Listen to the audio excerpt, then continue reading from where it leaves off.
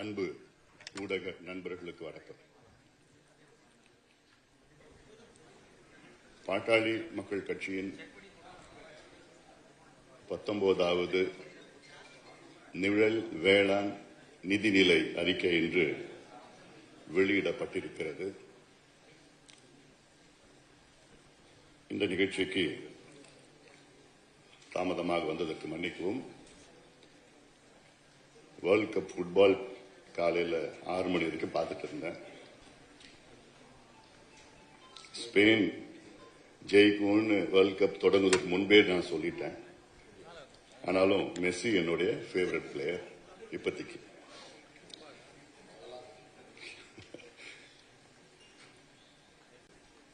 இன்று தமிழ்நாட்டில் மட்டுமல்ல, இந்தியாவிலே ஒரே ஒரு கட்சி மட்டும்தான் தொடர்ச்சியாக அரசுக்கு ஆவணங்கள் மூலமாக ஆலோசனைகள், அதிலும் ஒரு நிதிநிலை அறிக்கை தயாரிக்கின்ற தகுதி ஆட்சிக்கு வருவதற்கு முன்பாக செய்வதென்றால் அது ஒரு பெரிய ஒரு காரியம். இப்படி இந்தியாவில் ஒரு எந்த கட்சியும் செய்தது கிடையாது. அதுவும் தொடர்ந்து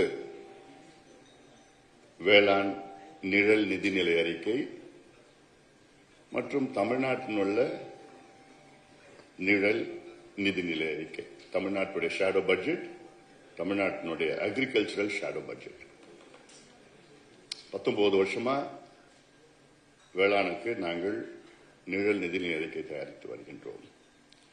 எங்களுடைய இந்த அழுத்தத்தின் காரணத்தால் தான் கடந்த திமுக ஆட்சியில் முதல் முறையாக வேளாண் துறைக்கு தனியாக நிதிநிலை அறிக்கை அறிவித்தார்கள். இது எங்களுடைய கொள்கை, எங்களுடைய அழுத்தம். தொடர்ந்து இவ்வளவு ஆண்டு காலமாக செய்த செயலில்தான் தமிழ்நாட்டுக்கு இப்பொழுது நிதிநிலை அறிக்கை வேளாண் துறைக்கு வந்ததுக்கு காரணமே முழுமையாக பாட்டாளி மக்கள் கட்சி என்ற எங்களுக்கு அந்த பெருமை இருக்கிறது. இப்போ நாங்கள் இந்த நிழல் நிதிநிலை அறிக்கையில் சொல்கின்ற செய்திகள் எல்லாம். You think champions are made in the arena?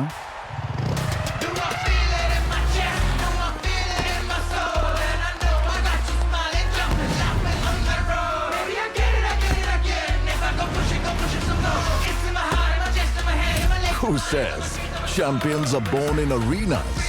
They rise from the streets. The streets remember champions.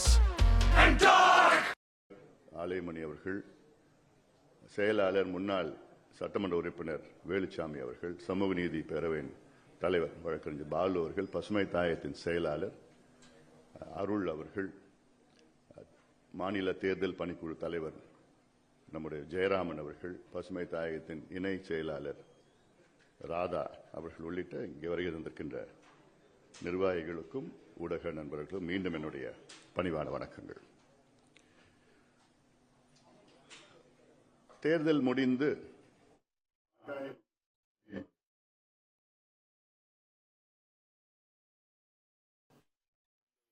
தோய்வில்லாமல், இன்னும் சொல்ல போனால் களத்திலே ஆக்கப்பூர்வமான ஒரு கட்சியாக, எதிர்கட்சியாக ஆக்கப்பூர்வமாக திட்டங்கள், செயல் திட்டங்கள் எல்லாம் சொல்லி வருகின்றோம், மக்களுக்கு எடுத்துச் செல்கின்றோம். நேற்று கூட பள்ளிக்கரணை சதுப்பு நிலத்தை பாதுகாக்க வேண்டும் என்ற ஒரு கையெழுத்து இயக்கத்தை பசுமை தாய் வாயிலாக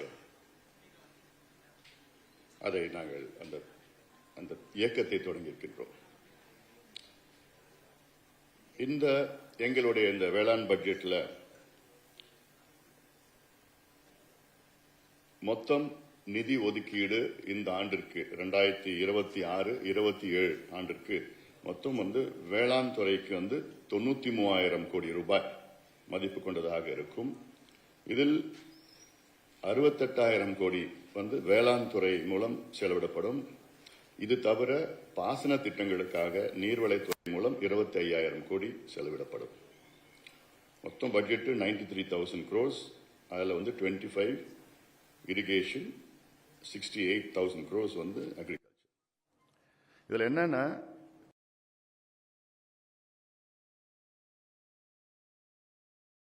மொத்தம் தமிழ்நாட்டுக்கு வேளாண் துறைக்கு வந்து ஒதுக்கீடு வந்து என்பது 15,230 கோடி தான். ஒரு பட்ஜெட் போடுறாங்க, தனியா ஒரு பட்ஜெட் போடுறாங்க. அந்த பட்ஜெட்டுக்கு வெறும் 15,000 கோடி ரூபாய் வேளாண் துறைக்கு ஒதுக்கீடு செய்து அது ஒரு பட்ஜெட்டை போடுறாங்க. அப்புறம் எதுக்கு ஒரு பட்ஜெட்டை போடணும் தனியா? அதாவது வேளாண் துறைக்கு எப்படி பட்ஜெட் இருக்கணும்னா, மொத்தம் பட்ஜெட்ல 25%, 25 விழுக்காடு மொத்தம் பட்ஜெட்ல இருக்கணும், நிதிநிலை அறிக்கையில் இருக்கணும். எங்களுடைய உத்தேச நிதிநிலை அறிக்கை இந்த ஆண்டு வந்து 6 லட்சம் கோடி உத்தேச. அதுல கிட்டத்தட்ட 25 விழுக்காடு என்பதால் அது வந்து 1.5 லட்சம் கோடி வேளாண் துறைக்கு, அதை சார்ந்த துறைகள் எல்லாம் ஒதுக்கீடு செய்யணும். அதுக்கு வரேன், எப்படி வரணும்னு சொல்றேன் நான். இதுல வேளாண் துறைக்கான நிதி ஒதுக்கீட்டில் 13,000 கோடி உழவர்கள் இடுபொருள் மானியத்திற்கு செலவிடப்படும். வேளாண் கட்டமைப்பு, வேளாண் கல்வி மற்றும் ஆராய்ச்சி கட்டமைப்புகளை மேம்படுத்தும் திட்டங்களுக்கு 25,000 கோடி செலவிடப்படும். பயிர் காப்பீடு உள்ளிட்ட பிற திட்டங்களுக்கு 30,000 கோடி செலவிடப்படும். இதுதான் பிரேக்கப் இல்லை வேளாண் துறைக்கு. இதுல மொத்தம் பார்த்தீங்கன்னா நான் சொன்னது 6 லட்சம் கோடியில் 1.5 lakh crores, 1.5 லட்சம் கோடி வேளாண் துறைக்கும் அதை சார்ந்த துறைக்கும் பார்த்தீங்கன்னா, நடப்பாண்டில் நிதிநிலை அறிக்கையில் 6 லட்சம் கோடியில் 1.5. வேளாண்மை நீர்வளத்திற்கு மட்டும் 93,000 கோடி ஒதுக்கீடு செய்யப்பட்டுள்ள நிலையில், வேளாண்மை சார்ந்த கால்நடைத்துறை, பால்வளத்துறை, மீன் வளத்துறை, கூட்டுறவு துறை, உணவுத்துறை, ஊரக வளர்ச்சித்துறை ஆகியவற்றில் வேளாண்மை சார்ந்த பணிகளை மேற்கொள்வதற்காக மட்டும் 57,000 கோடி ஒதுக்கீடு செய்யப்பட்டுள்ளது.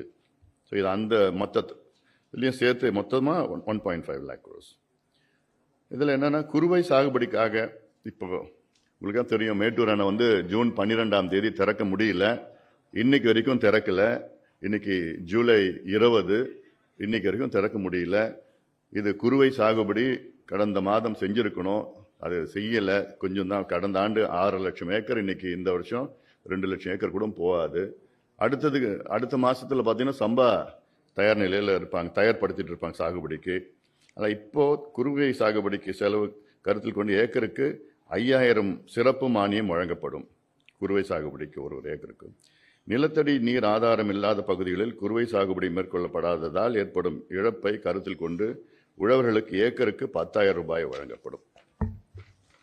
அதாவது அதில் வந்து நீர் வராத பகுதியில் உழவர்களுக்கு ஏக்கருக்கு 12,000 இடுபொருள் மானியம் வழங்கப்படும். அதிகபட்சமாக 3 ஏக்கருக்கு 36,000 வழங்கப்படும். இது எல்லா பட்ஜெட்லையும் நாங்கள் சொல்லிட்டு தான் வரோம். 12,000 ரூபாய் ஒவ்வொரு உழவருக்கும் கொடுக்கணும். ஒரு ஏக்கருக்கு 3 ஏக்கருக்கு வந்து 36,000. இது இல்லாமல் மத்திய அரசு கொடுக்குற 6,000 சேர்த்தா 42,000 ரூபாய் வரும்.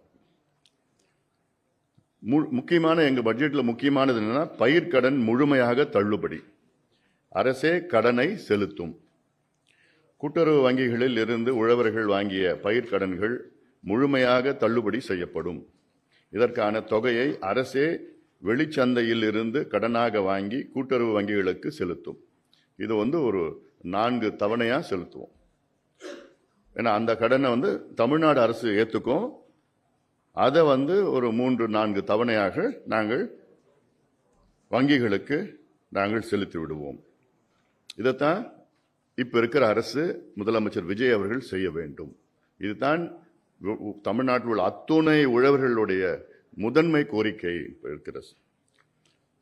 அது இல்லாமல் பொதுத்துறை வங்கிகளில் சிறு மற்றும் குறு விவசாயிகள் வாங்கிய பயிர்க்கடன்களில் 1 லட்சம் வரையிலான தொகையை அரசே ஏற்றுக்கொண்டு நேரடியாக செலுத்தும். இப்போ மகாராஷ்டிராவில் 55 லட்சம் உழவர்களுக்கு பயனுள்ளதாக 36,000 கோடி அதில் வந்து தள்ளுபடி பண்ணியிருக்காங்க. அங்கே வந்து கூட்டுறவு மட்டுமில்ல, வங்கி கடன், தேசிய வங்கி கடன் எல்லாம் அதில் வாங்கின அத்தனை கடன்களும் பொது வங்கிகள் வாங்கின கடன். அதே போன்று இங்கே நாங்களும் வந்து பொதுத்துறை வங்கிகளில் பெற கடனில் 1 லட்சம் வரைக்கும் நாங்கள் அரசு கட்டோம். கூட்டுறவு வங்கிகளில் உழவர்கள் பெறும் குறுகிய கால கடன்களுக்கு 10 விழுக்காடு மானியம் வழங்கப்படும். 1 லட்சம் கடன் வாங்கினால் அது 90,000 திருப்பி செலுத்தினால் போதும். இதுக்கு பிறகு கூட்டுறவு வங்கிகள் பிறகு வாங்கிய கடன்களை. பாமக தேர்தல் அறிக்கையை நிறைவேற்றும் வகையில் வேளாண் தொழிலாளர்களுக்கு ஆண்டுக்கு 24,000 உரிமை தொகை வழங்கப்படும். இது 3 தவணைகளில் வழங்கப்படும். ஏன்னா கடந்த ஆட்சியில் பெண்களுக்கு உரிமை தொகை வழங்கினார்கள். இப்போ உழவர்களுக்கு உரிமை தொகை வழங்கப்படும் எங்களுடைய பட்ஜெட்டில். அதில் கிட்டத்தட்ட 24,000 ரூபாய் 3 தவணையாக. உழவர்களின் வாரிசுகளுக்கு முதுநிலை பட்டப்படிப்பு வரை இலவச கல்வி வழங்கப்படும்.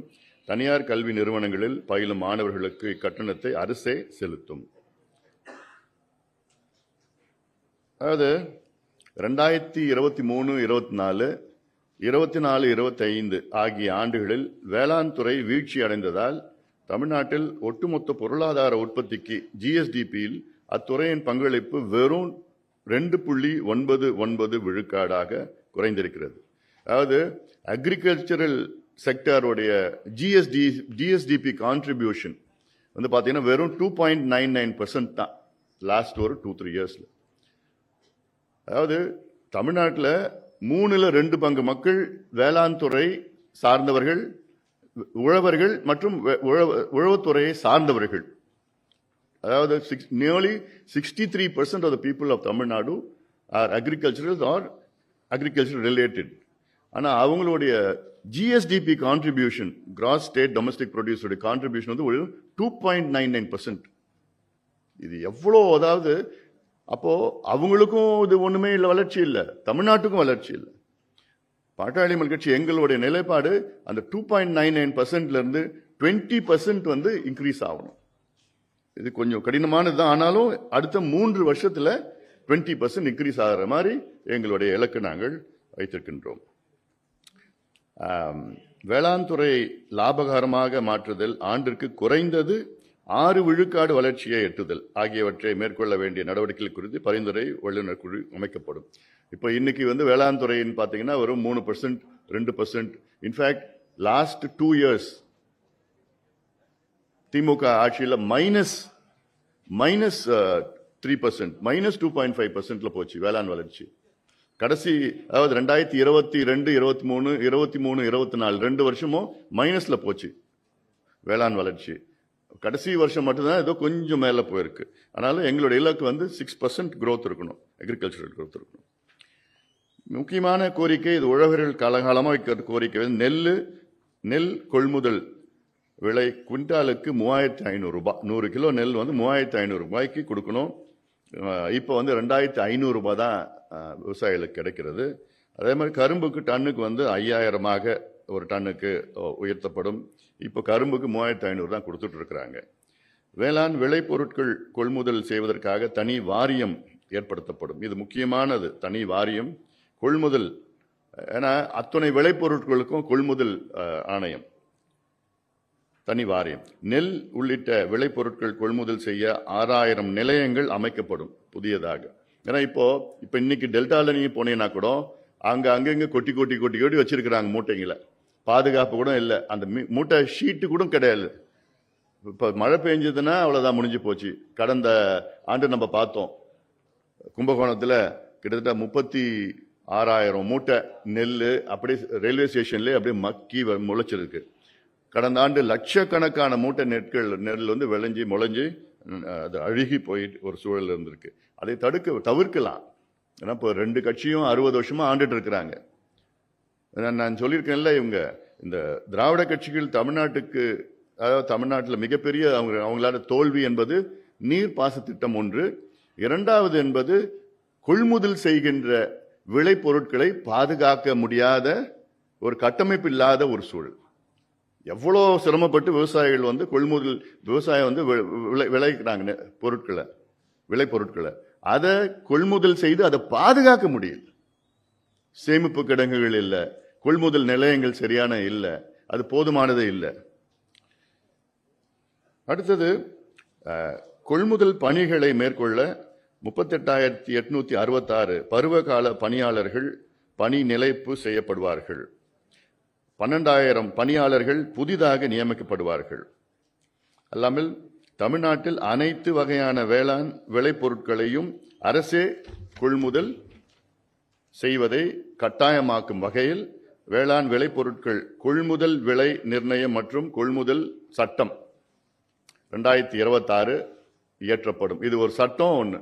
ஏன்னா இந்த சட்டம் ஏற்றிட்டா விவசாயிகளுடைய அத்துணை விளைபொருட்களும் அரசாங்கமே கொள்முதல் செய்யலாம். அது கொள்முதல் செய்யணும்னா அதுக்கு தனியா முதல்ல குறைஞ்சபட்ச ஆதரவு விலை ஒன்னொன்னுத்துக்கும் நம்ம நிர்ணயம் பண்ணணும்.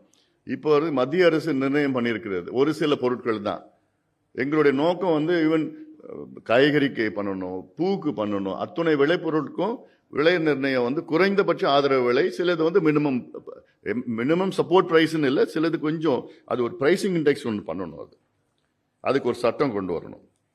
வேளாண் சிறப்பு பொருளாதார மண்டலம், வேளாண் சார்ந்த தொழிற்சாலைகள் ஆகியவற்றை அமைக்க முதலீடு திரட்டும் நோக்குடன் வேளாண் துறை முதலீட்டாளர்கள் மாநாடு நடத்தப்படும்.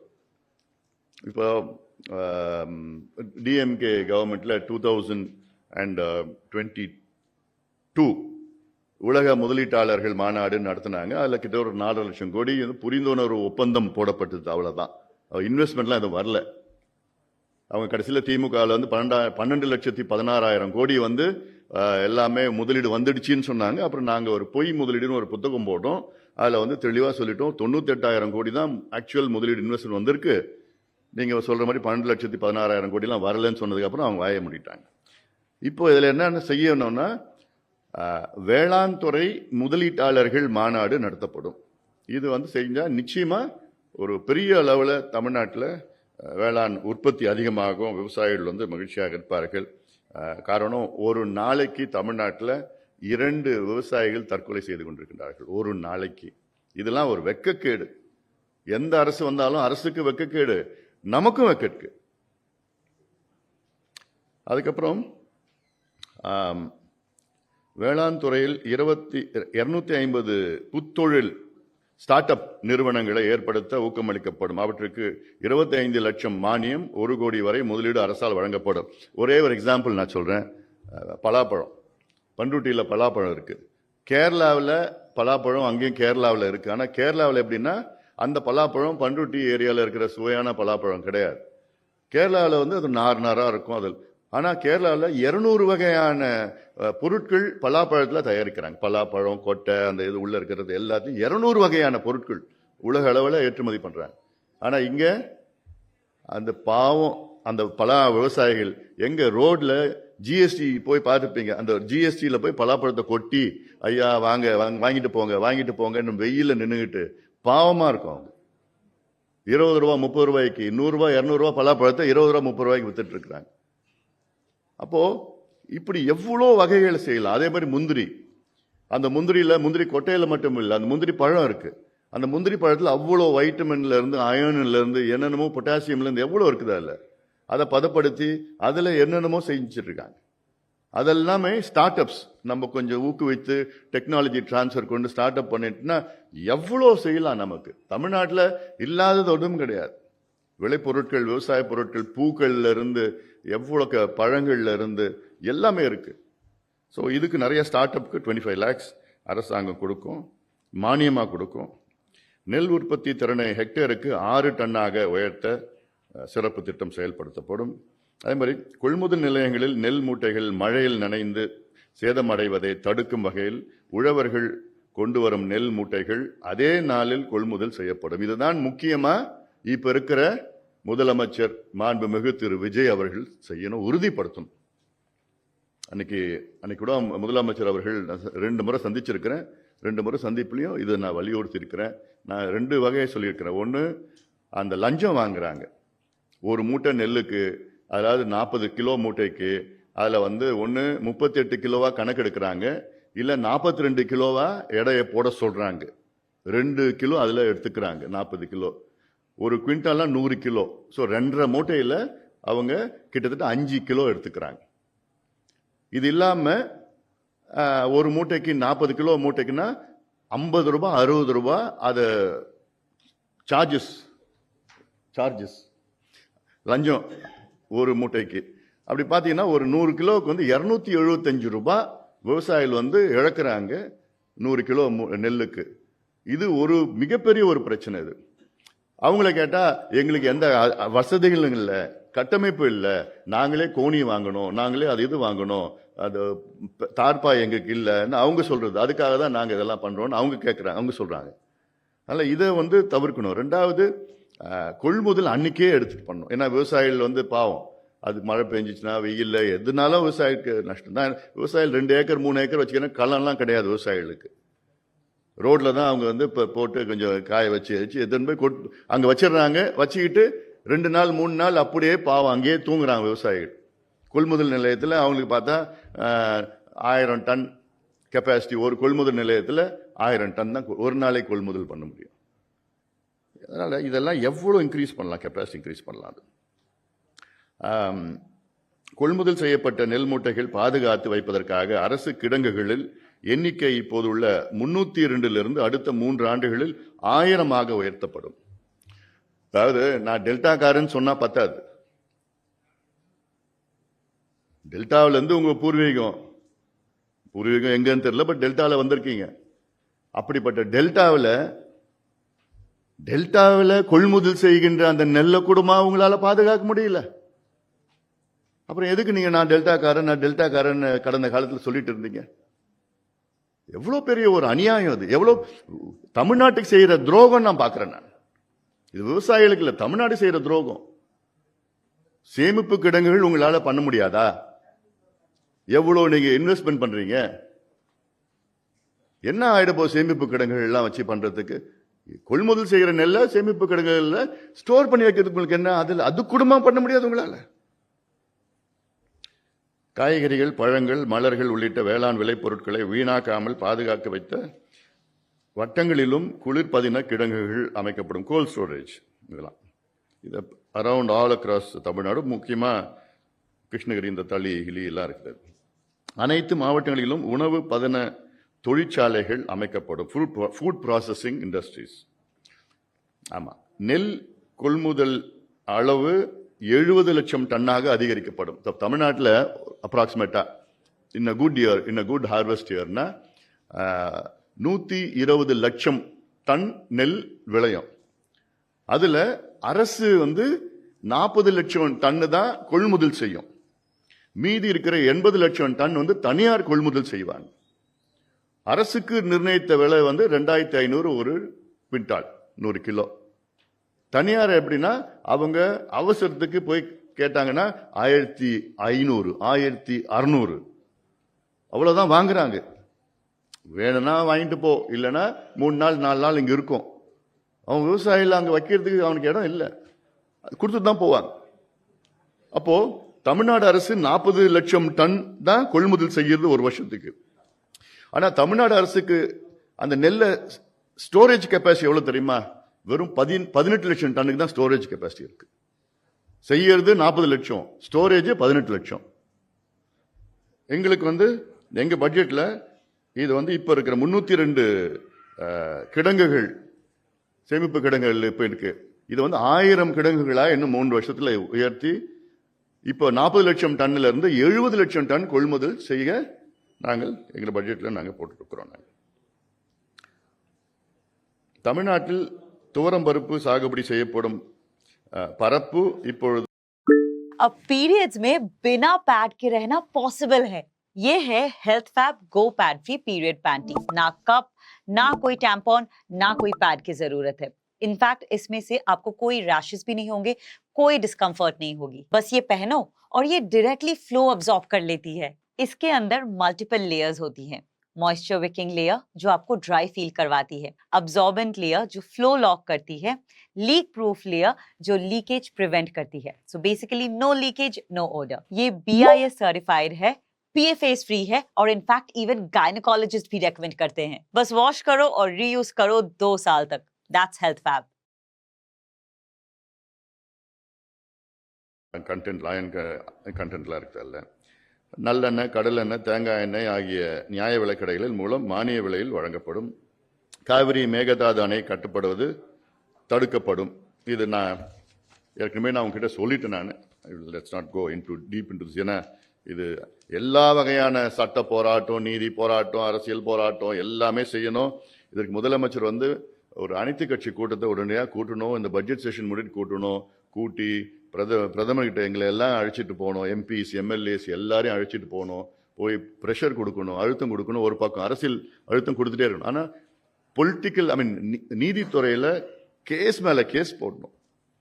என்வாயர்மெண்ட்டுக்கு ஒரு கேஸ் போடணும், ட்ரிங்கிங் வாட்டர் எங்களுக்கு குறைஞ்சிடும்னு ஒரு கேஸ் போடணும், ஃபாரஸ்ட் கன்சர்வேஷன் ஒரு கேஸ் போடணும், இவங்க போட்ட இன்டர்நேஷனல் அக்ரிமெண்ட்ஸ்லாம் ஒரு கேஸ், மான்ட்ரியல் இன்டர்நேஷனல் அக்ரிமெண்ட்லாம் அதுக்கு ஒரு கேஸ் போடணும். இப்படி ஒன்று ஃபார்மர்ஸ் விவசாயிகள் வந்து அங்கே ஒரு கேஸ், டவுன் ஸ்ட்ரீமில் கடைமடையில் நிறைய தொடர்ந்து வழக்கில் போட்டுட்ருக்கணும்.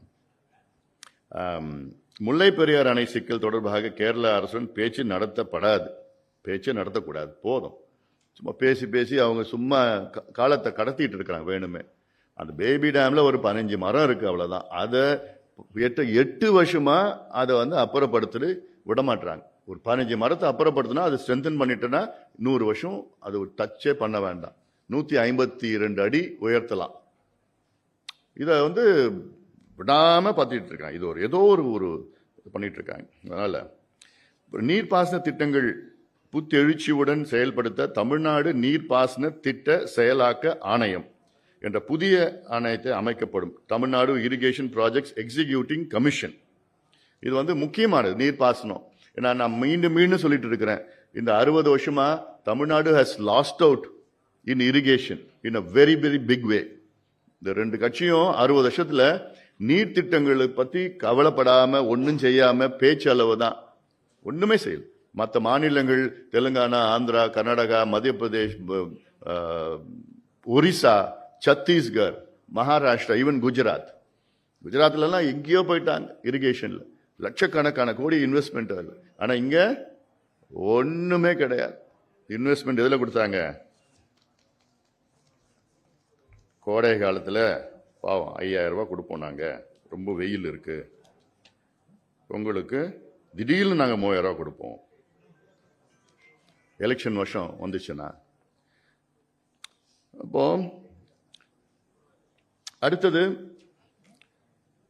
தமிழ்நாட்டின் சாகுபடி பரப்பு அடுத்த 5 ஆண்டுகளில் 40 லட்சம் ஏக்கராக கூடுதலாக அதிகரிக்கப்படும். தமிழ்நாட்டில் கடந்த சில 10 ஆண்டுகளில் 15000 ஏரிகள் காணாமல் போய்விட்டனர். இந்த வடிவேல் படம் மாதிரி கிணத்த காணோம், 15000 ஏரி தமிழ்நாட்டில் காணோம். நேற்று சென்னையில் அந்த நிகழ்ச்சியோடு சொன்னேன், சென்னையில் 250 ஏரிகள் காணோம்.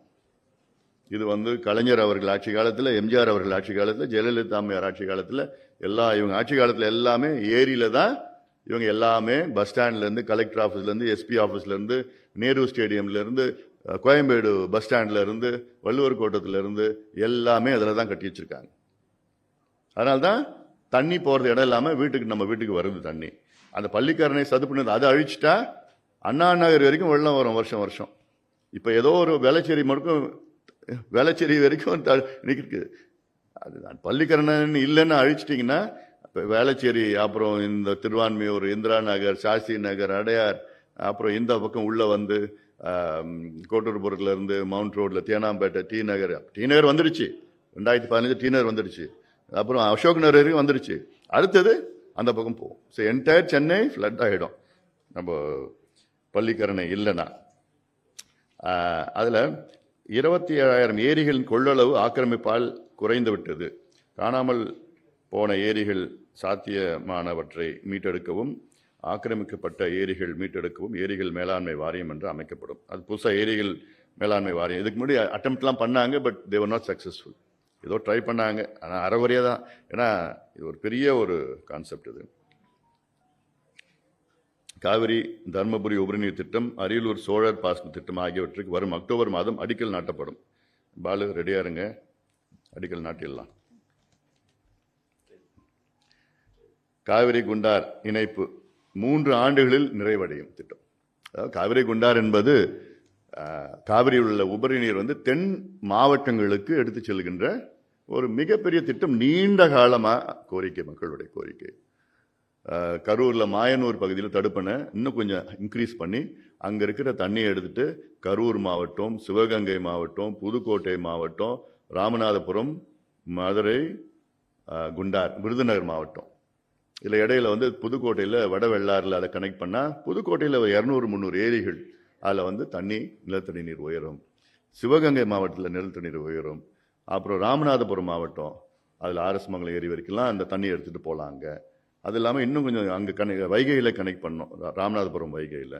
இன்னும் கனெக்ட் பண்ணால் விருதுநகரில் வந்து திருச்சுழின்னு இருக்காங்க. திருச்சுழி தொகுதியில் யார்? தங்கம் தென்னரசு, கடந்த நிதியமைச்சர். அவர் தொகுதியில் தான் அந்த குண்டாரே இருக்குது. ஆனால் அவருக்கு அதுக்கு இன்ட்ரெஸ்ட் இல்லை தண்ணியை வெட்டு வரணும்னு சொல்லிட்டு. ஏன்னா அவர் நிதி ஒதுக்கீடு செய்யலை. அவர் நினச்சிருந்தாருன்னா நிறையா நிதி ஒதுக்கீடு செஞ்சுருக்கலாம் அந்த திட்டத்துக்கு.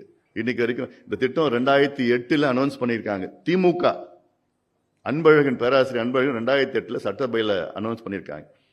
அனௌன்ஸ் பண்ணி ஆனால் என்ன பண்ணிட்டாங்க, அதிமுகவில் 2021 கடைசி மாசத்துல தான் அடிக்கல் நாட்டுறாங்க 14,500 கோடின்னு. அப்புறம் திமுக மீண்டும் வந்தது. அவங்க அனௌன்ஸ் பண்ண திட்டம் இன்னைக்கு வரைக்கும் ஒரு 3% வேலை தான் முடிஞ்சிருக்கு. இன்னும் 97% இருக்கு. இந்த வேகத்தில் அந்த திட்டம் நிறைவேற்றுச்சுன்னா இன்னும் 255 ஆண்டுகள் ஆகும் இந்த திட்டம் முடிஞ்சிருச்சுன்னா, இந்த இந்த இந்த வேகத்தில். அதனால் இதுக்கு எவ்வளோ இப்போ தண்ணி பிரச்சனை இருக்கு. வர தண்ணியே நம்ம கர்நாடகா தண்ணி விடலை. அப்போ மழை காலத்தில் அவங்க அந்த உபரி நீர் தான் விடுவாங்க நமக்கு கர்நாடகாவில். அந்த உபரி நீர் காலத்தில் இந்த தண்ணியை நம்ம எங்கள் தென் மாவட்டத்துக்குலாம் எடுத்துகிட்டு போனால் எவ்வளோ ஒரு பெரிய நன்மை. இப்போ சீம கருவேலம்னு சொல்கிறோம், இவ்வளோ தென் மாவட்டத்தில் இருக்குது. இந்த தண்ணியெல்லாம் எடுத்துகிட்டு போனால் அந்த சீமக்கேவலை அகற்றி விவசாயம் பண்ணுவாங்க. இது எவ்வளோ 1,00,000 ஏக்கர் விவசாயம் கூடுதலாக பண்ணலாம் அந்த தண்ணியை வச்சுக்கிட்டு. அதை பற்றி இவங்களுக்கு எந்த அக்கறையும் இல்லை. இந்த திட்டத்திற்கு நடப்பாண்டில் 1,500 கோடி ரூபாய் ஒதுக்கீடு செய்யப்படும் காவிரி குண்டார் திட்டத்திற்கு. அத்திக்கடவு அவிநாசி திட்டம் 2.0. அத்திக்கடவு அவிநாசி திட்டம் வந்து 1952 அங்கே கொங்கு பகுதியில் இருக்க மக்களுடைய கோரிக்கை. அது அவிநாசி, பெருந்துறை அந்த பகுதியிலெல்லாம், அன்னூர் அந்த ஏரியாவில் ஒரு மேடான பகுதி, வறட்சியான பகுதி. 1800 அடி அங்கே தண்ணி சுற்றி மலை இருக்குது, தண்ணி அங்கங்கே போகுது. அந்த தண்ணி இங்கே எடுத்து வர முடியல. இதுக்கு தான் நானும் எத்தனையோ நாங்கள் போராட்டத்தில் கலந்துக்கிட்டோம். 3 முறை நான் கலந்துக்கிட்டேன். 2 நாள் நடைப்பயணம் பண்ணேன். மருத்துவர் ஐயா அவர்கள் 2 முறை போய் போராட்டத்தில் கலந்துக்கிட்டாரு. கலந்த பிறகு தான் அப்புறம் அறிவிச்சாங்க. அது அறகுறையாக செஞ்சுருக்கிறாங்க. இன்னைக்கு அந்த திட்டம் சரியான முறையில் நடைமுறையில் இல்லை. It is not a success. I don't want to call it a failure, but it's not a success. So இப்போ அத்திக்கடவு அவிநாசி திட்டம் 2.0 அப்படின்னு ஒன்று ஸ்கீம் ஒன்று தொடங்கணும். அது ஒரு பெரிய அளவில் அதுக்கு பண்ணணும். அப்புறம் நொய்யல் ஆற்றை தூய்மைப்படுத்துவதற்கு 10,000 கோடி ஒதுக்கீடு. அப்புறம் கோதாவரி காவிரி இணைப்பு திட்டத்தில் வந்து அதில் வந்து ஒரு பிரதமர் அவர்களை சந்தித்து வலியுறுத்தி அதில் வந்து எல்லா மாநிலங்களில் உள்ள முதலமைச்சர் அவர்களை ஒரு குழு மாதிரி பிரதமர் தலைமையில் ஒரு முதலமைச்சர் குழு ஒன்று போட்டு கலந்தாய்வுகள்லாம் நடத்தணும். இது முக்கியமானது. இது வந்து ஏன்னா இதில் வந்து தமிழ்நாடு மட்டும் இல்லை, ஆந்திரா, கர்நாடகா, தெலுங்கானா, ஒரிசா, சத்தீஸ்கர், மத்திய பிரதேஷ், மகாராஷ்டிரா அவ்வளோ மாநிலங்கள் இதில் அவங்க வந்து they are involve in this like. அப்புறம் வந்து இந்த நீர்ப்பாசன திட்டம் நம்ம பாலு அவர்கள் சொன்னது போன்ற, நான் தமிழ்நாடு நீர்வளத்துறை அமைச்சர் மரியாதைக்குரிய திரு ஆனந்த் அவர்களை கடந்த மாதம் சந்தித்த நேரத்தில் அவருடைய அதிகாரிகளை சந்தித்து நான் முன்கூட்டியே சொல்லியிருந்தேன், நான் வரேன், உங்கள் ஆஃபீஸ்க்கு வரேன், வந்து உங்களுடைய ஆஃபீஸர்ஸ் நான் சந்தித்து நான் பேசணும், தமிழ்நாட்டில் உள்ள நீர் திட்டங்களை பற்றி பேசணும் அப்படின்னு. நான் போன உடனே அவங்க ஆஃபீஸர்ஸ் எல்லாமே இருந்தாங்க. எல்லாமே வந்து அங்கே I had a healthy discussion with their officers. கிட்டத்தட்ட ஒரு 2 மணி நேரம் டிஸ்கஷன். ஒவ்வொரு ஸ்கீம் பற்றியும் நாங்கள் பேசி இது எப்படி பண்ணலாம், என்ன பண்ணலாம். அல்டிமேட்லி என்னென்னா ஃபண்ட்ஸ் இல்லை சொன்னாங்க. ஃபண்ட்ஸ்னா இதுக்கு ஃபண்ட்ஸ் நீங்கள் கடன் வாங்குங்க. வேர்ல்ட் பேங்க்கில் வந்து கிளைமேட் சேஞ்ச், குளோபல் வார்மிங்காக they have billions and billions of dollars funds வச்சிருக்கிறாங்க. இதுக்குன்னு வச்சிருக்கிறாங்க. அங்கே போய் கேட்டு இதுக்கு வாங்குங்க, ப்ராஜெக்ட்ஸ் கொடுங்க. நான் ப்ராஜெக்ட்ஸும் சொல்லி கொடுத்துருக்குறேன். இது இல்லாமல் ATP bank, BRICS bank, NDB bank, நிறைய பேங்க்ஸ் ஏஷியாவில் இருக்கிற பேங்க்ஸ் எல்லாம் இதுக்கு கொடுக்குறாங்க, அடாப்டேஷன் மிட்டிகேஷனுக்கு. ஸோ 1,00,000 கோடி கடனை வாங்கி ஒவ்வொரு வருஷமும் 25,000 போட்டு பண்ணணும். நீங்கள் பட்ஜெட்லேயும் நாங்கள் சொல்லியிருக்கிறோம். நாங்கள் அதே மாதிரி வந்து பாலார் பாசன திட்டம், பாலார் வீணாகும் நீரை பயன்படுத்திக் கொள்ளும் வகையில் நல்லாத்தூர், ஆலப்பாக்கம், பழவேலி, பாலூர், திருமுக்கூடல் ஆகிய பகுதியில் தடுப்பணைகள் கட்டணும். அதே மாதிரி காஞ்சிபுரம், பெரும்பாக்கம், உத்திரமேரூர் வட்டம், திருமுக்கூடல், செங்கல்பட்டு வட்டம், ஆலப்பாக்கம், மதுராந்தகம் வட்டம், என்எல்புரம் என 4 இடங்கள் தடுப்பணை கட்டப்படும். தென்பெண்ணை துறிஞ்சலாறு இணைப்பு, நந்தன் கால்வாய்க்காக தென்பெண்ணை துறிஞ்சலாறு இணைப்பில் வந்து தென்பெண்ணையிலேருந்து துறிஞ்சலாறுக்கு வந்து ஒரு கெனால் மூலமாக சாத்தனூர் அணையிலேருந்து எடுத்து வந்து கொடுத்தா அந்த 2 மாவட்டம், விழுப்புரம், திருவண்ணாமலை 2 மாவட்டம் வந்து நல்ல பெரிய அளவில் வந்து பயன்பெறும். அதில் குடிநீர் பிரச்சனை மட்டும் இல்லை, விவசாய பிரச்சனை இது. அப்புறம் மணல் குவாரிகள் மூடப்படும். தமிழ்நாட்டில் உள்ள புதிய மணல் குவாரிகள் தொடங்கப்படாது. ஒரு சில இடங்களில் செயல்பட்டு வரும் மணல் குவாரிகள் மூடப்படும். அத்துணை மணல் குவாரிகளும் தமிழ்நாட்டில் மூடப்படும், மூட வேண்டும்.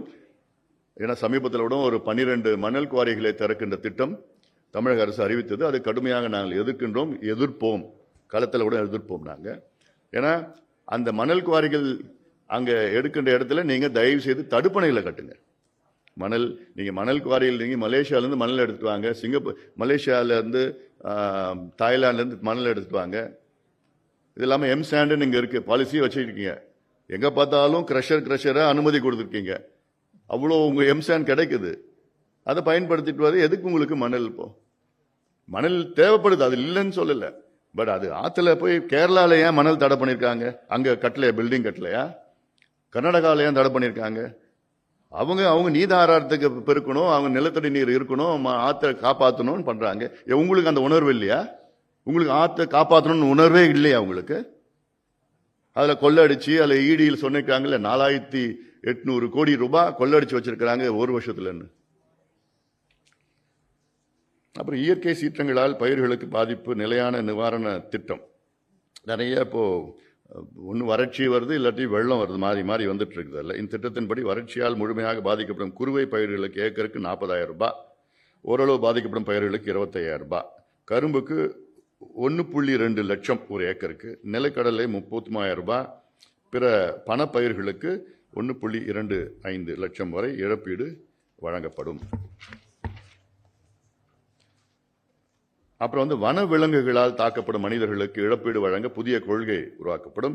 விலங்குகள் தாக்கி உயிர் இழப்போருக்கு 25 லட்சம், முடங்கும் அளவுக்கு காயமடைபவர்களுக்கு 15 லட்சம், லேசான காயமடைபவர்களுக்கு 5 லட்சம் இழப்பீடு வழங்கப்படும். அப்புறம் வந்து வேளாண் துறையில் 50 லட்சம் புதிய வேலை வாய்ப்புகள். இது அரசாங்கம் இதில் நிறைய கவனம் செலுத்தணும். அதாவது தமிழ்நாட்டில் வேளாண் துறைக்கு வந்து 50 லட்சம் பேர் வேலை கொடுக்கிற பொட்டென்ஷியல் இருக்கு. அதை நம்ம இதுக்கு முந்தையவர்கள் வந்து அதை பற்றி ஒரு பொருட்டா கூட எடுத்துக்கல. அது ஒரு அந்த பொட்டென்ஷியல் டேப் கூட பண்ணல, லேசா கீரி கூட பார்க்கல. வேளாண் மற்றும் தோட்டக்கலை துறையில் 50 லட்சம் புதிய வேலைவாய்ப்பு ஏற்படுத்த இலக்கு நிர்ணயிக்கப்பட்டுள்ளது. அடுத்த 5 ஆண்டில் இந்த வேலைவாய்ப்பில் ஏற்படுத்தப்படும். கிராமப்புறங்களில் வேளாண்மை மற்றும் பொறியியல் பட்டதாரிகள் ஒருங்கிணைந்து வேளாண் மற்றும் தோட்டக்கலை ஆலோசனை மையங்கள் ஏற்படுத்தப்படும். அவர்கள் அந்தந்த பகுதியில் வேளாண்மை, தோட்டக்கலை மற்றும் சந்தைப்படுத்துதல் குறித்து ஆலோசனைகளையும் சேவைகளையும் வழங்குவார்கள். இதன் மூலம் 5 லட்சம் பேருக்கு வேலை கிடைக்கும். தென்னை மரங்களிலிருந்து இறக்கப்படும் நீரா அங்கே ஏற்கனவே இருக்குது. அதில் அது எவ்வளோ நிறைய பொட்டென்ஷியல்ஸ் இருக்குது. அதில் நீராபானத்தை பாதுகாப்பான முறையில் உரைகளில் அடைத்து தமிழ்நாடு முழுவதும் விற்பனை செய்ய நடவடிக்கை எடுக்கப்படும். அது வெளிநாட்டில் எக்ஸ்போர்ட் பண்ணலாம், நமக்கு வந்து நீர் செலவு கிடைக்கும், எல்லாமே இருக்கும். அதில் 1 லட்சம் பேருக்கு நேரடியாக, 2 லட்சம் பேருக்கு மறைமுகமாக வேலை கிடைக்கும். கிராமப்புற சுய உதவி குழுக்கள் மூலம் ஆடுகள், கோழிகள், வான்கோழிகள், மீன்கள் ஆகிய விற்பனை செய்யப்படும். பட்டதாரி இளைஞர் குழுக்கள் மூலம் முக்கிய நகரங்களிலும் சாலை ஓரங்களிலும் நவீன உணவகங்கள் அமைக்கப்பட்டு சுய உதவி குழுக்கள் வளர்க்கும் ஆடுகள், கோழிகள், மீன்கள் ஆகியவற்றை சுவையான சமைத்து வழங்கப்படும். இதனால் பல லட்சம் பேருக்கு வேலைவாய்ப்பு. தமிழ்நாட்டில் புதிதாக உருவாக்கப்பட்டிருக்கும் வேளாண் விளைபொருள் கொள்முதல் வாரியத்திற்கு 50,000 பணியாளர்கள் புதிதாக நியமிக்கப்படுவார்கள். தமிழ்நாடு முழுவதும் புதிதாக திறக்கப்படவுள்ள 30,000 காவிரி பல்பொருள் அங்காடிகளில் பணியாற்ற 1 லட்சம் ஊழியர்கள் பணி அமர்த்தப்படுவார்கள். அப்புறம் காவிரி பாதுகாக்கப்பட்ட வேளாண் மண்டலமாக, அதாவது இப்போ காவிரி பாதுகாக்கப்பட்ட வேளாண் மண்டலம் பார்த்தீங்கன்னா 4 மாவட்டம் முழுமையாக இருக்கு. இந்த காவிரி பாதுகாக்கப்பட்ட வேளாண் மண்டலம் பாட்டாளி மக்கள் கட்சியினுடைய தொடக்கம் தான். அது நாங்கள் தான் அதை தொடர்ந்து அறிவிச்சு போராட்டம், ஆர்ப்பாட்டம், மாநாடு நடத்தி தொடர்ந்து கடந்த முதலமைச்சர், அதுக்கு முந்தைய முதலமைச்சர், கடந்தன்னா இப்போ இவர் வந்துடுது, அதுக்கு முந்தைய முதலமைச்சர் எடப்பாடி பழனிசாமி அவருக்கு, அவர் எவ்வளோ காலமாக நம்ம சொல்லுவோம் கடந்தன்னு, நம்ம தான் எப்போ நம்ம வரணும் எல்லாம் தெரிஞ்சும் இங்கே உட்காந்துட்டு உங்ககிட்ட நிழல் பட்ஜெட்டை வெளியிட்டு இருக்கிறோம். எங்களுக்கு இருக்கிற தொலைநோக்கு சிந்தனை, எங்களுக்கு இருக்கிற பார்வை, தகுதி, எல்லாமே அனுபவம். நாங்கள் ஒரிஜினல் பட்ஜெட்டை போடணும், மீடியாவில் நிழல் பட்ஜெட்டை போட்டுட்ருக்கோம். நிச்சயமாக போடுவோம். அந்த காவிரி வேளாண் மண்டலம் வந்து இது இப்போ 4 மாவட்டங்கள், அதாவது தஞ்சாவூர் முழுமையாக, தஞ்சாவூர், திருவாரூர், நாகை, மயிலாடுதுறை, இது வந்து 4 மாவட்டம் முழுமையாக இருக்குது.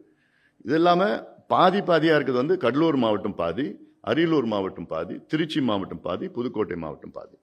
இப்போ இந்த நாங்கள் அறிவிக்கிறது, எங்கள் பட்ஜெட்டில் அறிவிக்கிறது வந்து 9 மாவட்டங்கள் முழுமையாக அதில் வரணும். காவேரி டெல்டான்னு முழுமையாக என்னென்னா, இப்போ நான் சொல்கிறது கடலூரும் முழுமையாக, அரியலூர் முழுமையாக, அதுக்கப்புறம் திருச்சி முழுமையாக வரணும், புதுக்கோட்டை முழுமையாக வரணும், கூட கரூர். ஸோ இந்த 9 மாவட்டங்கள் வந்து காவிரி டெல்டா பாதுகாக்கப்பட்ட வேளாண் மண்டலமாக அங்கே அறிவிக்கப்படும். அதில் அப்புறம் வந்து இது என்எல்சி 3வது சுரங்கம் திட்டம், முதல் 2 சுரங்கங்களை விரிவாக்க திட்டம் ஆகியவற்றுக்கு தடை விதிக்கப்படும் நிரந்தரமாக. இதற்காக 25,000 ஏக்கர் நிலம் எடுக்க அனுமதிக்கப்படாது. அரியலூர் மாவட்டத்தில் புதிய சிமெண்ட் ஆலைகள் அமைக்க தடை விதிக்கப்படும். ஏன்னா அது ரொம்ப ரொம்ப மோசமாக இருக்கிற சிமெண்ட் ஆலைகள் வந்து அதனால ஆக்சிடென்ட்ஸு, பொல்யூஷனு, கிரவுண்ட் வாட்டரை சுத்தமாக அழித்து அங்கே இருக்கிற மக்களுக்கு எதுவுமே பண்ணாமல், ஒரு இன்ஃப்ராஸ்ட்ரக்சர் கூட இல்லாமல் ரொம்ப மோசமான அங்கே ஒரு சூழல் இருக்குது. அரியலூரில் சிமெண்ட் ஃபேக்ட்ரினால மிகப்பெரிய பாதிப்பு. சிமெண்ட் என்பது ஒரு தொழில் இருக்கணும்னு தப்பு கிடையாது. ஆனால் சுற்றுச்சூழல் பாதிக்காமல், மாசுபடாமல், அங்கே விபத்துகள்லாம் சாதாரண விபத்துகள் கிடையாது. மைன்ஸ்லேருந்து எடுத்துகிட்டு போகிறப்போ எவ்வளோ ஆக்சிடென்ட்ஸ்லாம் இருக்குது. நான் நேரடியாக போய் பார்த்தோம். அதனால தான் நான் சொல்கிறேன். நான் நேரடியாக ஒரு மைன், தமிழ்நாடு அரசு கொடுத்த அந்த மைன் தேடம் போய் ஒரு மக்கள் பிரதிநிதியாக போய் பார்த்தேன். பரிமளா யாரு? நான் தான் Parimala. Uncle, your look awesome. ஒரு முழு கொலையை செஞ்சுட்டு குடும்பமே சேர்ந்து மறைக்க பாக்குறீங்க. நம்ம வீட்டுக்கு போலீஸ் வந்துருச்சு.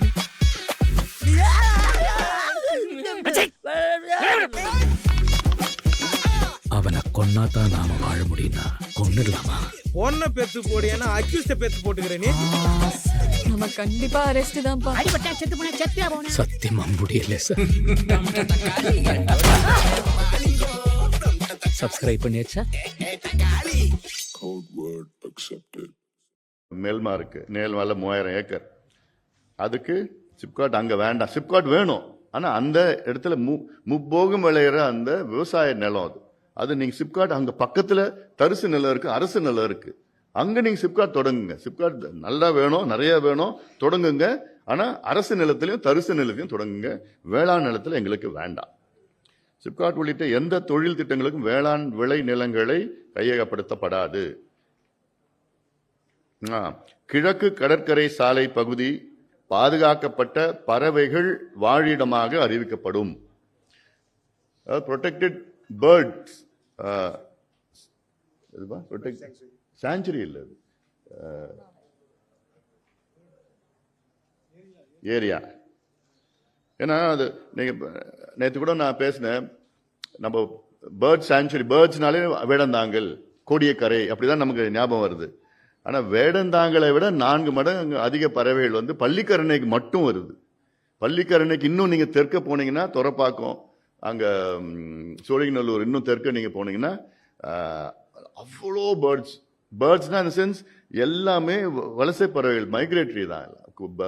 ஆப்பிரிக்காவிலேருந்து வருது, ஆஸ்திரேலியாவிலேருந்து வருது, சைனா, ரஷ்யா, ஃப்ளெமிங்கோஸ், பெலிகன்ஸ் எல்லாம் இவ்வளோ பெரிய ஃப்ளெமிங்கோஸ் பியூட்டிஃபுல்லாக இருக்கும். லேக்ஸ், நான் தௌசண்ட்ஸ்லாம் இல்லை, லேக்ஸ் ஆஃப் பேர்ட்ஸ். 80% தமிழ்நாடுடைய பறவைகள் எங்க இருக்குன்னா உங்களை சுற்றி இருக்கு. மீதி 20% தான் இங்கே தூத்துக்குடி, திருநெல்வேலி பக்கத்தில் ஒரு இடம் இருக்குது. அப்புறம் உங்கள் ஏரியாவில் கரிவெட்டி, அங்கே ஏரியாவில் கொஞ்சம் இருக்குது, வேடந்தாங்கலில் கொஞ்சம் இருக்குது, கோடியக்கரையில் கொஞ்சம் இருக்குது, அப்புறம் மேற்கு இதில் கொங்குல ஒரு பகுதியில் இருக்குது. அதெல்லாம் 20% பேர்ட்ஸ் தான். 80% இங்கே தான், இங்கே வருது.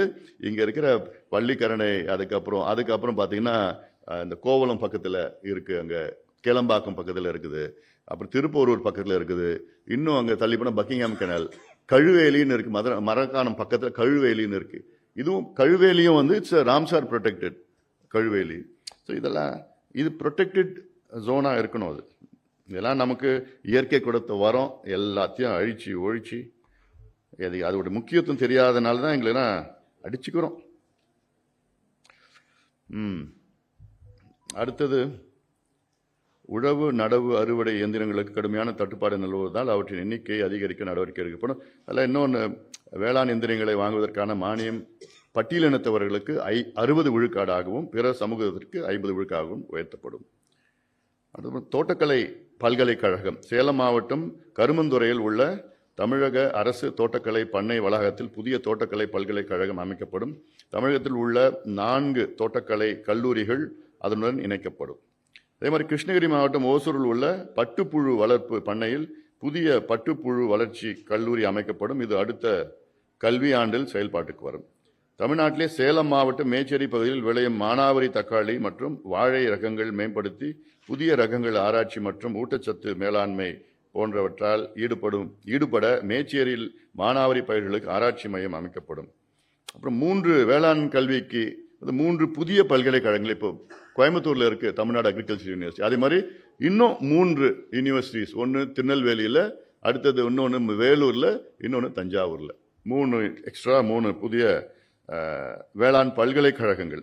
திண்டிவனத்தில் ஒரு வேளாண் கல்லூரி, அப்புறம் தருமபுரியில் வேளாண் கல்லூரி ஒன்று. எனக்குமே கடந்தன்னு சொல்லிட்டு இருக்கேன். மறுபடியும் அதிமுக ஆட்சி காலத்தில் அறிவிச்சாங்க, கடந்த ஆட்சியில் அதை நிறுத்திட்டாங்க தருமபுரியில். ஸோ அதனால் அது ஒன்று அறிவிக்கப்படும்.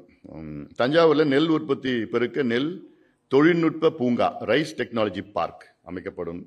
அப்புறம் 125 நாள் வேலை திட்டம் 150 நாளாக அதிகரிக்கப்படும். இப்போ மத்திய அரசால் மகாத்மா காந்தி வேலைவாய்ப்பு உறுதி திட்டத்திற்கு மாற்றாக அறிவிக்கப்பட்டுள்ள வளர்ச்சியடைந்த பாரதம் கிராமப்புற வேலைவாய்ப்பு உறுதி திட்டத்தின்படி வேலை வழங்கப்படும் நாட்கள் எண்ணிக்கை 125 150 உயர்த்தப்படும். இன்னொரு 25 நாள் நம்ம கான்ட்ரிபியூஷன் தமிழ்நாடு அரசு.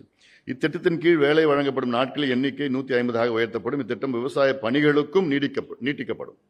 வேளாண் பணிகளில் ஈடுபடும் தொழிலாளர்களுக்கு வழங்கப்பட வேண்டிய ஊதியத்தில் நில உரிமையாளர்கள் சார்பில் சிறிய பங்கு வழங்கப்படும். மீதமுள்ள ஊதியத்தில் அரசு வழங்கப்படும். பால் உற்பத்தி இரட்டிப்பாக்கப்படும். தமிழகத்தில் உள்ள பாரம்பரிய மாடு வகையான காங்கேயம்,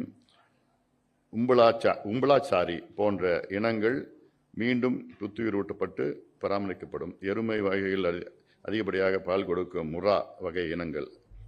காவிரி டெல்டா மாவட்டங்களில் தனியார் பங்களிப்பு மற்றும் அரசு மானியத்துடன் குட்டைகள் தோண்டப்பட்டு மீன் வளர்ப்பு செய்ய நடவடிக்கை எடுக்கப்படும். இந்த பணிகள் ஒருங்கிணைப்பு தமிழ்நாடு முழுவதும் 1000 உழவர்கள் மீனவர் அமைப்பு ஏற்படுத்தப்படும். இந்தியாவில் ஒட்டுமொத்தமாக காய்கறி பயிரிடப்படும் பரப்பில் 3.36 விழுக்காடு தமிழ்நாட்டில், அவ்வளோதான் இருக்கு தமிழ்நாட்டில். பழங்கள் பயிரிடப்படும் பரப்பில் 4.59 விழுக்காடு மட்டும் தமிழ்நாட்டில் உள்ளது. வெஜிடபிள்ஸ் பார்த்தீங்கன்னா 3.36% தான். இந்தியாவில் உள்ள வெஜிடபிள்ஸ் ப்ரொடக்ஷன் தமிழ்நாட்டில் 3.36%. ஃப்ரூட்ஸ் ப்ரொடக்ஷன் பார்த்தீங்கன்னா 4.59% தமிழ்நாட்டில் உள்ளது. இது அடுத்த 3 ஆண்டில் இப்பரப்பை 50 விழுக்காடு அதிகரிக்க சிறப்பு திட்டம் செயல்படுத்தப்படும். இதன் மூலம் உழவர்களின் வருமானம் உயரும். இது 3.36 இன்னொரு 1.5% இன்க்ரீஸ் பண்ணுறோம். 4.59 இன்னொரு 2.5%. ஒரே நிலத்தில் பல வகை பயிர்களை பயிரிடும் உழவர்கள் அதிக லாபம் பெறும் தொழில்நுட்பம் வழங்கப்படும். தமிழ்நாட்டில் பசுமை பரப்பை அதிகரிக்கும் நோக்குடன் அடுத்த 5 ஆண்டுகளில் 300 கோடி மரக்கன்றுகள் நடப்படும். இத்திட்டத்திற்கு பசுமை தமிழகம் என்று பெயர் இடப்பட்டுள்ளது. இறுதியா வேளாண் துறை வளர்ச்சிக்கான திட்டங்களை செயல்படுத்துவதற்கு வசதியாக மொத்தம் 82 தலைப்புகளில் 226 யோசனைகளை தமிழக அரசிற்கு தெரிவித்திருக்கின்றோம். இவற்றை பாமகவின் திட்டங்களாக கருதாமல் வேளாண் பெருமக்களின் கோரிக்கையாக கருதி இவற்றில் அரசுக்கு சாத்தியமானவற்றை ஆகஸ்ட் மாதத்தில் தாக்கல் செய்யப்படவுள்ள தமிழக அரசின் 6ஆம் வேளாண் நிதிநிலை அறிக்கையில் சேர்க்க வேண்டும், நிறைவேற்ற வேண்டும் என்பதுதான் பாமகவின் விருப்பம், வேண்டுகோளும் ஆகும். இந்த எங்களுடைய ஷேடோ பட்ஜெட்டை அரசுக்கு குறிப்பாக வேளாண் துறை அமைச்சர் வினோத் ரவி அவர்கள் மற்றும் அதிகாரிகள், வேளாண் அதிகாரிகள் மட்டுமல்ல, மற்ற சார்ந்த துறைகள் அத்துணை பேருக்கு நாங்கள் இன்றைக்கே நாங்கள் எல்லாம் கொடுப்போம். மற்ற ஐஏஎஸ் ஆஃபீஸர்ஸ்லாம் கொடுப்போம், ஊடக நண்பர்கள் எல்லாம் கொடுப்போம். ஷேர் பண்ணுங்க. ஏன்னா இது நிறைய நல்ல யோசனைகள். மீண்டும் சொல்கிறேன், தமிழ்நாட்டில் 2 பங்கு மக்கள் விவசாயிகள், விவசாய சார்ந்தவர்கள். ஆனால் இப்போ என்ன நடக்குதுன்னா, இந்தியாவிலே அதிக நகரமயமாக்கிய மாநிலம்னு தமிழ்நாடு பேர் எடுத்துட்டு வருது. சொல்லப்போனால் தமிழ்நாட்டில் 55 விழுக்காடு மக்கள் நகரத்தில் வாழ்ந்து வருகிறார்கள் என்று என்னை பொறுத்த வரைக்கும் அது ஒரு வேதனையான செய்தியாக நான் பார்க்குறேன். இது வளர்ச்சி கிடையாது. இது சில பேர் ஓஹோ மாடர்னைசேஷன், அர்பனைசேஷன், குளோபலைசேஷன், வெஸ்டர்னைசேஷன், இதெல்லாம் இது வளர்ச்சி கிடையாது. இது வேதனையான ஒரு செய்தி. ஏன் அங்கே வேலை இல்லை, ஏன் நகரத்துக்கு வராங்கன்னா அங்கே வேலை இல்லை, தண்ணி இல்லை, ஆதாரம் இல்லை, தொழில் இல்லை, வாழ்வாதாரம் இல்லை. நீங்கள் அங்கேயே இது வாழ்வாதாரத்தை உருவாக்கணும், தொழிலை உருவாக்கணும், ரிவர்ஸ் மைக்ரேஷன் நடக்கணும். அப்போ தான் ஒரு சக்ஸஸ்ஃபுல் ஸ்டேட். சென்னையில் இப்போ தமிழ்நாட்டு மக்கள் தொகை 8 கோடி, சென்னையில் பார்த்தீங்கன்னா 1 கோடியே 3 லட்சம், ஃப்ளோட்டிங் பாப்புலேஷன் 50 லட்சம், 1.5 கோடி மக்கள் சென்னையில் வந்துட்டு போயிட்டு இருக்கிறாங்க. ஏன்னா இங்கே வேலை அங்கே ஊரில் இல்லை, எல்லாம் ஏதோ ஒரு அங்கே சென்னைக்கு போயிடலாம். குறிப்பாக தென் மாவட்டங்களில் ரொம்ப ரொம்ப மோசமாக இருக்கு. எந்த தொழிலும் வேளாண் சார்ந்தது எதுவும் கிடையாது, தொழிலும் கிடையாது, தொழிற்சாலைகளும் கிடையாது. தொழிற்பேட்டைகள் எவ்வளோ, நாங்குநேரியிலேருந்து எவ்வளோ, அதில் ஒன்றுமே இல்லை. அங்கே இன்வெஸ்ட்மெண்ட் உள்ள அங்கே பண்ண போகிறல இல்லை. கங்கை கொண்டான்னு ஒன்று இருக்குது அங்கே, அதையும் போதுமானது இல்லை. இதெல்லாம் கொஞ்சம் இதெல்லாம் அங்கே பண்ணால் ரிவர்ஸ் மைக்ரேஷன் நடக்கும். அதனால் அதுக்கு வேளாண் துறையில் நாங்கள் சொல்லியிருக்கோம், 50 லட்சம் வேலை வாய்ப்புகளை வேளாண் துறை சார்ந்து உருவாக்க முடியும். அதனால் இந்த யோசனைகள்லாம் தமிழக அரசுக்கு நாங்கள் கொடுக்குறோம். எங்களுடைய கடமை தொடர்ந்து நாங்கள் செய்து வருவோம். கேள்வியில் ஏதாவது இருக்கா? தெரியுது. பட்ஜெட் அப்படிதான். ஆனால் இன்னைக்கு கொஞ்சம் சீக்கிரம் முடிச்சிட்டேன்.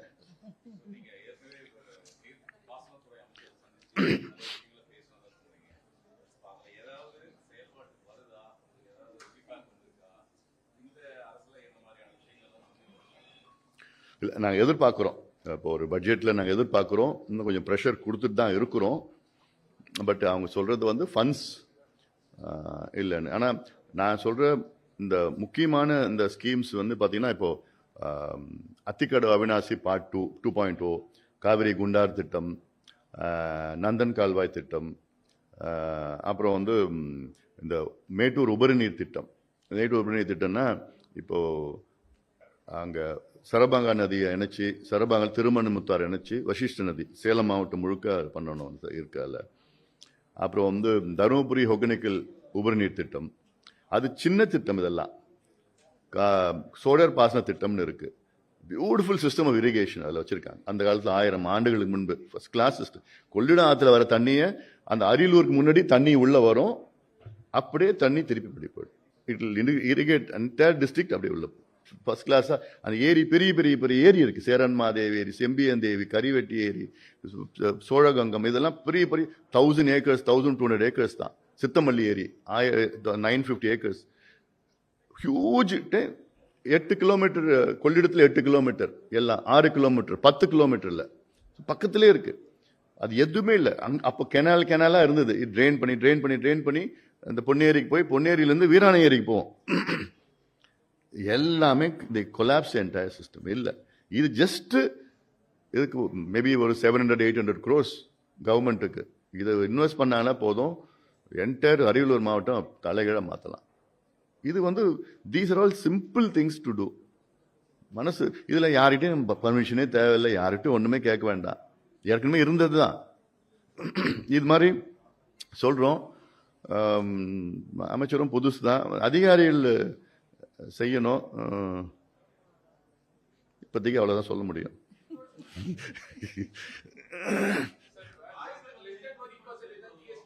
ஏப்பா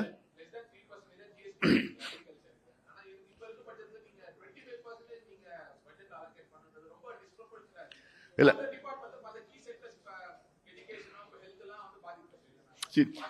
இந்த 25% வந்து நான் வந்து ஒன்லி அக்ரிகல்ச்சரல் மட்டும் நான் சொல்லலை. இந்த 25% பார்த்தீங்கன்னா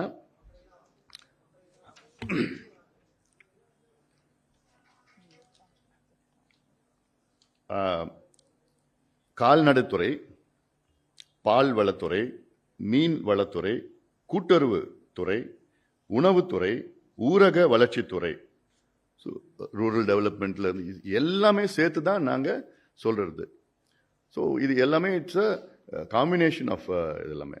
அதனால இது அவசியமாக செய்யணும். அட்லீஸ்ட் விவசாயத்துக்கு எங்கள் பட்ஜெட் வந்து 93,000 கோடி, அதில் இரிகேஷன் சேர்த்து தான் நாங்கள் சொல்கிறோம்.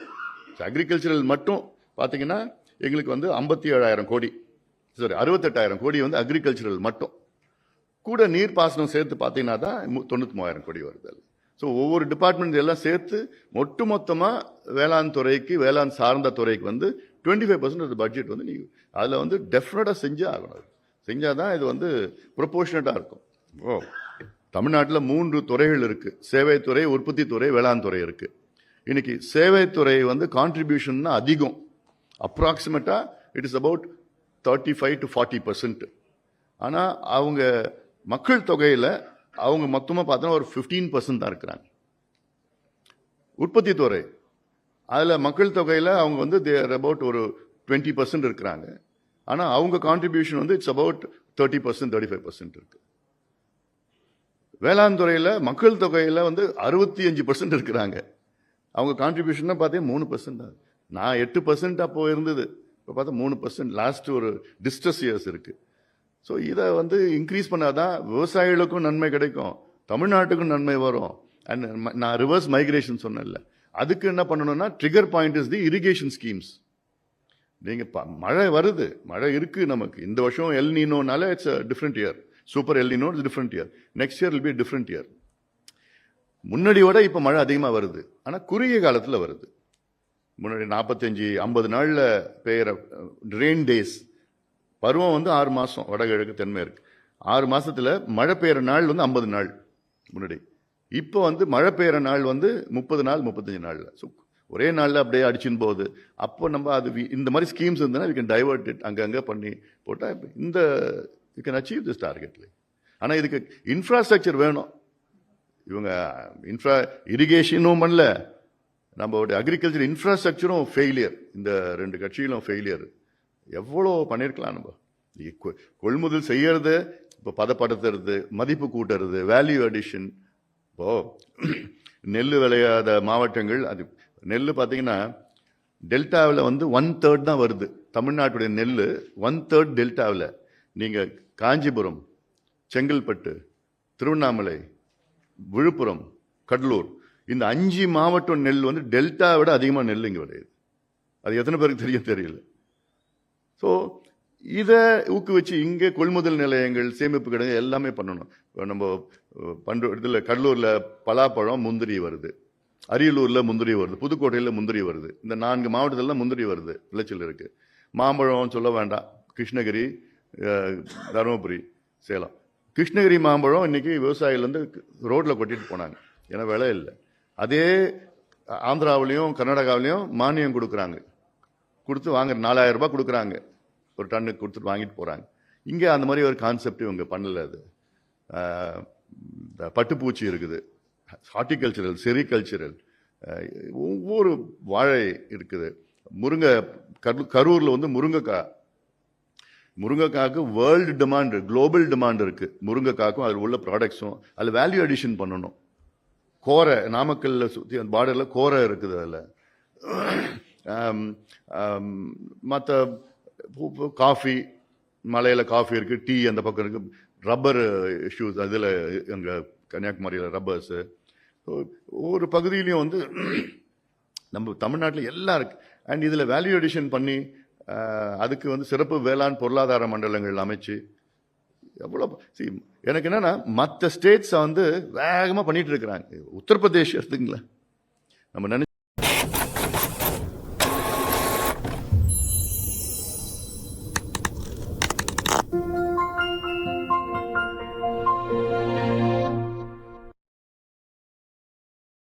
இந்தியாவில் அதிகமாக இன்வெஸ்ட்மெண்ட் உத்தரப்பிரதேசில் நடக்குது. அப்போது இவங்க அதுக்கு என்ன செய்யணும்னா, யூ ஹேவ் டு ஒரு கண்டியூசிவாக இருக்கணும். நம்ம தமிழ்நாடு 5 அணைகள் உள்ள மாநிலம். எவ்ரி இன்ஃப்ராஸ்ட்ரக்சர், எல்லா வளங்கள், இயற்கை வளம் எல்லாம் இருக்குது. நம்ம போர்ட் இருக்குது, ஹார்பர் இருக்குது, ஃப்ளைட் ஏர்போர்ட் எல்லாமே வச்சுருக்கிறோம் நம்ம. அதுக்கு ஆனால் அது ஒரு தெரியணும் இல்லை, அது தெரிஞ்சு செயல்படுத்தணும். அதிகாரிகள் என்ன சொன்னாலும் கேட்டுக்கிட்டு செயல்படுவது தலைமை கிடையாது.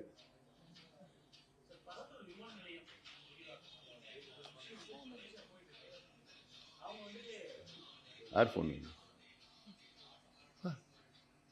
எங்க ஃபோன் வச்சுக்கிறாரு?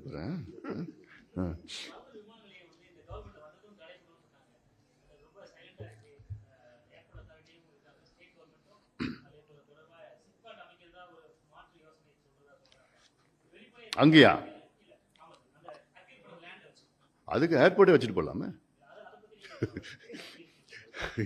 எனக்கு இந்த தெரியாது. சிப்காட் அமைக்கிறதுக்கு நீங்க ஏர்போர்ட்டே வச்சுட்டு போங்க. அது யார் இந்த யோசனை சொன்னாங்க தெரியல எனக்கு. இது மிக தவறான ஒரு யோசனை. அது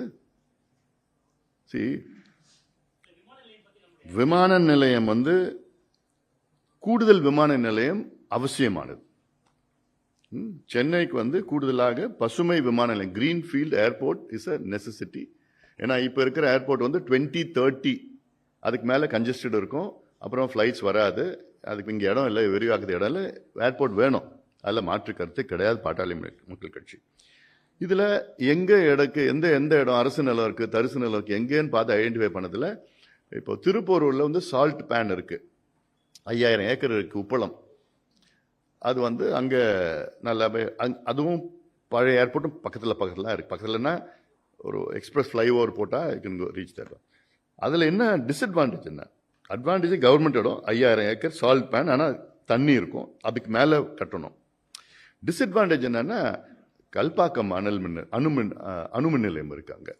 ஸோ அது ஒரு சென்சிட்டிவ் ஏரியா. அந்த சென்சிட்டிவ் ஏரியாவில் ஃப்ளைட்ஸ் வர்றது போகிறதுலாம் கவர்மெண்ட். பக்கத்தில் தாம்பரம் ஏர்போர்ட் இருக்குது. இது இல்லாமல் அங்கே லட்சக்கணக்கான பேர்ட்ஸ் வருது.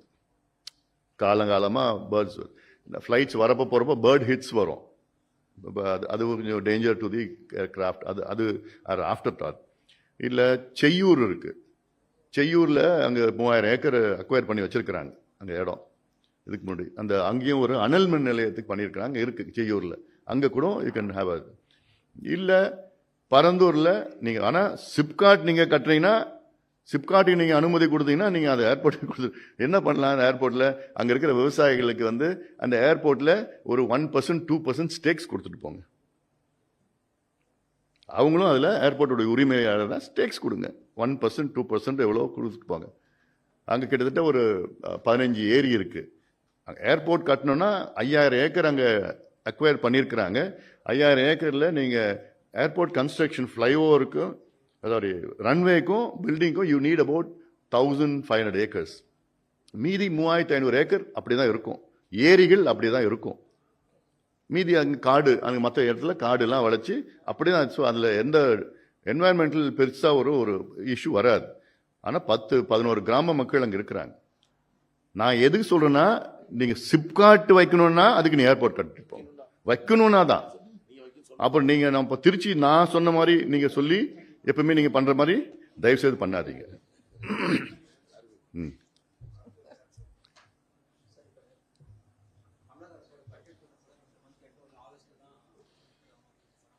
ம்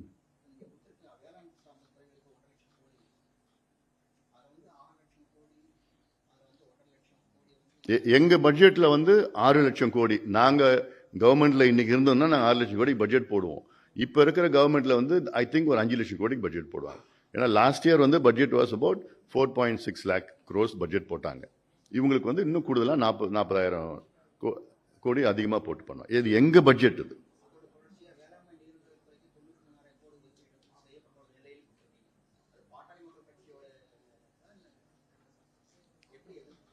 இது எங்க பட்ஜெட்? இது எங்க பட்ஜெட்? இதுல என்னன்னா, போன வருஷம் திமுக கவர்மெண்ட்ல வேளாண் துறைக்கு போடப்பட்ட பட்ஜெட்ல ஒதுக்கீடு செய்தது 15,200 கோடி. அவ்வளவுதான் போட்டிருக்காங்க. அந்த 15,200 கோடியில் அதுக்கு எதுக்கு ஒரு தனி பட்ஜெட்டை போடணும்? கான்செப்ட் வரை இருக்கு. நீ ஒரு budget, if you mean something you should do something. சும்மா ஒரு கடமைக்கு நான் பட்ஜெட் போட்டேன்ப்பா, எப்படி இருக்கு, நானும் ரவுடி மாதிரி பட்ஜெட் போட்டேன், நான் பட்ஜெட் போட்டேன், எவ்வளவு உள்ள வச்சிருக்குன்னா ஒண்ணுமே கிடையாது. அதுக்கு தான் இட் ஷுட் மீன் சம்திங். 15,000 கோடி தான் ஒரு அக்ரிகல்ச்சரலுக்கு, அதுவும் 65 விழுக்காடு மக்கள், வேளாண் சார்ந்த மக்கள், விவசாயிகளும் வேளாண் சார்ந்ததும், அவங்களுக்கு என்ன பட்ஜெட் 15,000 கோடி போடுறது. அதில் ஒரு மாநிலம் வளர்ச்சி அடைய வேண்டும் என்றால் அதனுடைய ஜிஎஸ்டிபியில் அட்லீஸ்ட் 25%, நம்ம பட்ஜெட்டில் 25% பண்ணணும். அதுதான் எங்களோட. ப்ளஸ் இந்த 25%ல் நாங்கள் சொல்றதுலாம் வந்து மற்ற துறைகள்லாம் சொல்லிக்கலாம். பால்வரைத்துறை, மீன்வளத்துறை, கூட்டுறவுத்துறை, உணவுத்துறை, ஊரக வளர்ச்சித்துறை, கால்நடைத்துறை, எல்லாமே சேர்ந்தது தான். எல்லாமே இப்போ அனிமல் ஹஸ்பண்ட்ரின்னு இருக்குது, ஃபிஷரிஸ் டிபார்ட்மெண்ட் இருக்குது, ரூரல் டெவலப்மெண்ட் இருக்குது, மில்க், எல்லாமே சேர்ந்தது தான் நான் சொல்றது வந்து 25% சொல்றேன்.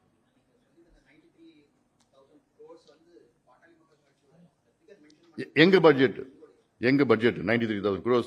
அந்த 93,000 crores வந்து 25,000 crores வந்து இரிகேஷனுக்கு, அண்ட் அக்ரிகல்ச்சரல் வந்து 68,000 crores. இப்போ 15,000 கோடியிலிருந்து 15,000 கோடியில கடந்த ஆண்டு திமுக பட்ஜெட் போடுறது 15,000 கோடியிலிருந்து 68,000 கோடி வந்து வேளாண் துறைக்கு இன்க்ரீஸ் பண்ணணும் நாங்க சொல்றோம். ஒரு நிமிஷம்.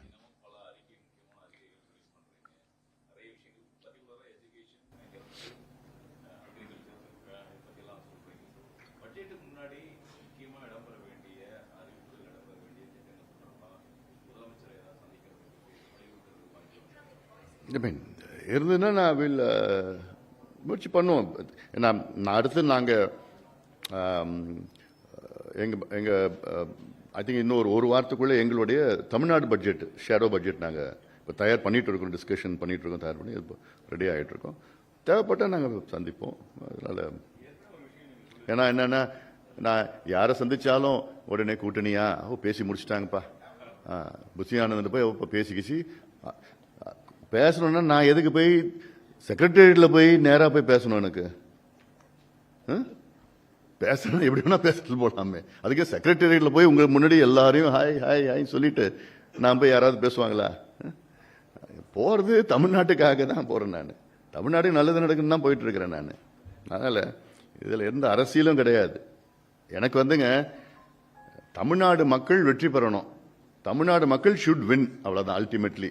அதுக்கு என்னென்ன செய்யணுமோ எங்களுடைய பங்களிப்பு என்னன்னோ அதுதான். இது யார் செஞ்சாலும் எங்களுக்கு சந்தோஷம் தான். அவங்க செஞ்சாலும் சரி, அவங்க செஞ்சாலும் சரி, யார் செஞ்சாலும் தமிழ்நாடு மக்கள் அல்டிமேட்லி ஷுட் வின். அதுக்காக தான் நாங்கள் இவ்வளோ பண்ணிட்டு இருக்கிறோம்.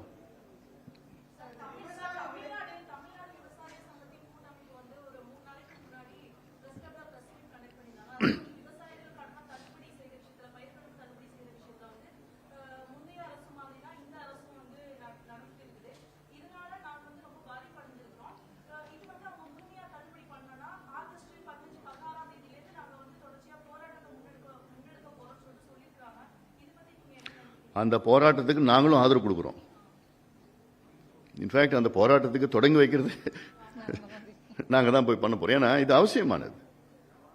ஏன்னா செய்யறது இப்போ இந்த வருஷம் சூப்பர் எல்னினோ இயர்ன்னு சொல்றாங்க, தண்ணியே இருக்க போறது இல்லைன்னு சொல்றாங்க. குறுவை முடிஞ்சு போச்சு. நான் குறுவைனா நான் சென்ஸ் வந்து இந்த பகுதியில் மட்டும்தான் சொல்றேன். நான் தமிழ்நாடு முழுக்க இந்த பிரச்சனை இருக்குதா இல்லை. அடுத்தது இந்த பகுதியில் சம்பா இருக்காது, நவம்பர் வரைக்கும் வறட்சி இருக்கும்னு சொல்லிட்டு இருக்காங்க. தண்ணியே அங்கே கர்நாடகா திறந்து விட போறது கிடையாது. இப்போ எப்பயாவது ரொம்ப லேட்டாக தரணும். இந்த சூழலில் போயிட்டு என்ன எவ்வளோ ஆக போகுது? இப்போ 2,000 கோடி அறிவிச்சுக்கிறீங்க, அது கூட்டுறவு வங்கி கடனில் மட்டும் 2,000 கோடி. இன்னும் ஒரு 15,000 கோடி கூடுதலாக அறிவிச்சா என்ன பிரச்சனை இருக்கு? அறிவிக்கலாமா இல்லை? ஸோ மொத்தமாக ஒரு 15,000 கோடி அதிகமாக அறிவிச்சுட்டு நான் ஒரு யோசனை கூட சொல்லியிருக்கிறோம். அந்த கடனை அரசு எடுத்துக்குங்க, தமிழ்நாடு அரசு எடுத்துக்குங்க. ஒரு 15,000 18,000 கோடி இருக்கும். அந்த கடனை தமிழ்நாடு அரசு அந்த கடனை எடுத்துக்கிட்டு ஒரு வருஷத்துக்கு ஒரு 5,000 கோடி 3 வருஷத்துக்கு நீங்க கட்டிட்டு போங்க. அது பண்ணலாம், செய்யலாம். சில பேர் வந்து இன்னொரு யோசனை கூட பண்ணாங்க. சில விவசாய சங்கங்கள் சொன்னாங்க, அன்னைக்கு போய் பார்த்தப்போ இடுபொருட்கள் வந்து 32,000 கோடி கொடுக்குறாங்க விவசாயிகளுக்கு. அந்த இலவச இந்த மண்புழு அதெல்லாம் கொடுக்குறாங்க. மண்புழுவே இல்லாத மண்புழு கொடுக்குறாங்க, உரம், மண்புழு உரம், மண்புழு இல்லாத உரம், இப்படிலாம் நிறைய இருக்கு. மண்ணில்லாத மண்புழு அப்படிலாம் வரும், அப்படிலாம் இருக்குது. இதுக்கு இந்த 32,000 கோடியில் வந்து அட்லீஸ்ட் ஒரு 10,000 கோடி கடனை தள்ளுபடி பண்ணுங்க. பட் அது வந்து ஒரு ஆப்ஸ்ட்ராக்டாக தான் இருக்குது. ஒரு காம்ப்ரிஹென்சிவாக எங்களுக்கு நாங்கள் பார்த்தோம், we couldn't get more information. ஆப்ஸ்ட்ராக்டாக தான் இருக்குது அதில். அதனால் அது மத்திய அரசு இதெல்லாம் கொடுக்கணும், இன்வால்மெண்ட் நிறையா இருக்குது அதில். பட் கடனை வந்து எடுத்துகிட்டு போய் மகாராஷ்டிராவில் பண்ண முடிஞ்சது உங்களால் பண்ண முடியாது. நீங்கள் தமிழ்நாடு வந்து மகாராஷ்டிராவும் தமிழ்நாடும் 2 பெஸ்ட் எக்கனாமிக் வயபிள் ஸ்டேட்ஸ் இந்தியாவில். 1, 2ல் இருக்கிறாங்க 2 ஸ்டேட்டும். ஏன் பண்ண முடியாது? அதனால் இது அவசியம் பண்ணணும். அன்றைக்கி கூட நான் பேச்சுவாக்கில் சொன்னேன், அது பொதுக்கூட்டத்தில் சொன்னேன். ஆனால் அது சொன்னால் அதுதான் போடுவாங்க, பட்ஜெட்டை போட மாட்டாங்க. சரி, அது வேணாம், எதுக்கு நம்ம சினிமாவில் தான் நிறைய விவசாயிகள் காப்பாற்றுறாரு.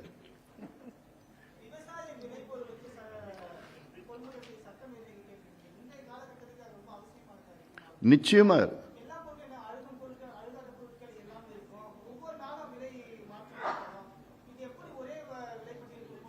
இப்போ பெங்களூர்ல வந்து சஃபல் மார்க்கெட்னு இருக்கு இப்போ, அண்ட் கேரளாவில் they have this example of that. Safal மார்க்கெட்டில் வந்து தே எவ்ரி டே என்னென்ன பொருள் விளைபொருள் எல்லாமே அவர் பை அவர் அவங்களுக்கு வந்து நிர்ணயம் பண்ணிட்டு இருக்கிறாங்க அந்த மார்க்கெட். அந்த மாதிரி அப்படி ஒரு concept, it's a practical concept. அது சொல்யூஷன் டெஃபினட்டாக இருக்குது அதில்.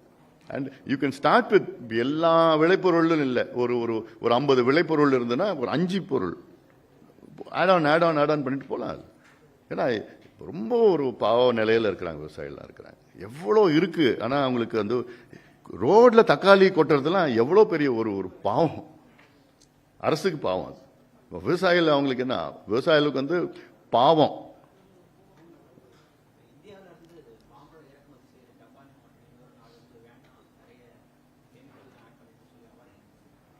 அது ஆமாம், அது ப்ராக்டிக்கலாக இருக்குது. இப்போ சமீபத்தில் அமெரிக்காவில் கூட தடை பண்ணாங்க, யூரோப்பில் தடை பண்ணாங்க, இப்போ ஜப்பானில் வந்து பண்ணியிருக்காங்க. இது ஒரு சில மாம்பழங்கள் வகைகள்லாம் இருக்குது. அது வந்து இப்போ அது வந்து they will get over it.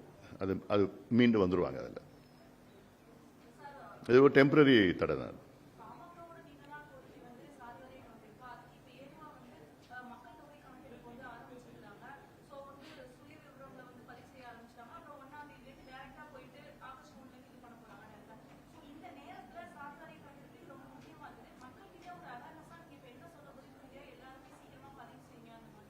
இல்லை, இதில் இன்னொன்று என்னென்னா, இப்போ மத்திய அரசு எடுக்கிற கணக்கெடுப்பில் அவங்க வந்து அந்த எனக்கு வந்த செய்தி என்னென்னா, அந்த ஓபிசி காலம் வந்து பிளாங்காக விடுறாங்க, காஸ்ட் காலம் பிளாங்காக விடுறாங்க. அவங்களே வந்து நம்மளே ஃபில் பண்ணணும்னு எதிர்பார்க்குறாங்க. இது வந்து மிகப்பெரிய ஒரு தவறு. நீங்கள் வந்து ஒரு லிஸ்ட் ஆஃப் காஸ்ட் கொடுங்க, அதில் வந்து நீங்கள் டிக் பண்ணுங்க, இல்லை நம்பர் எழுதி போட்டு பக்கத்தில் என்ன நம்பரோ எல்லாம் டிக் பண்ணி அதில் போட்டிங்கன்னா கிளீனாக. ஏன்னா சில பேர் இப்போ சப்காஸ்ட் இருக்கு, அந்த சப்காஸ்டில் வந்து கிட்டத்தட்ட சில காஸ்ட் வந்து சப்காஸ்ட் வந்து ஒரு 20 சப்காஸ்ட் இருக்கு. சில பேர் வந்து அவங்க சப்காஸ்ட்டை எழுதுவாங்க, சில பேர் காஸ்ட் எழுதுவாங்க. ஸோ இப்படி பார்த்தீங்கன்னா தமிழ்நாட்டில் 450 காஸ்ட் மொத்தம் அப்ராக்சிமேட்டாக இருக்கிறது வந்து பார்த்தீங்கன்னா 4500 காஸ்ட் வந்துடும்.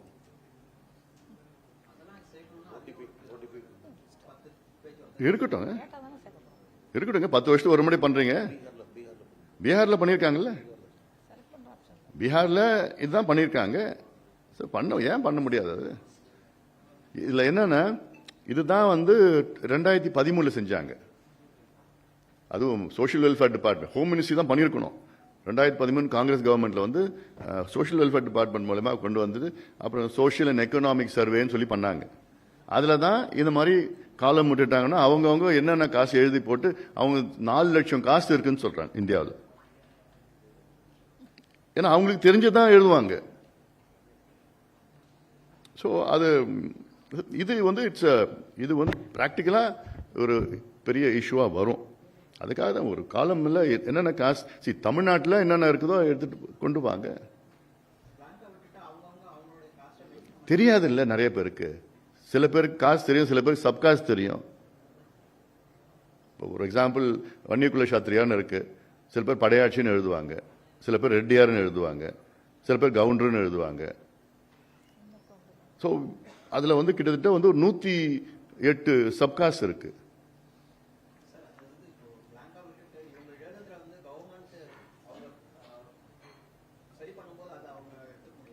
அது ப்ராக்டிக்கலாக ஒரு விஷயம்.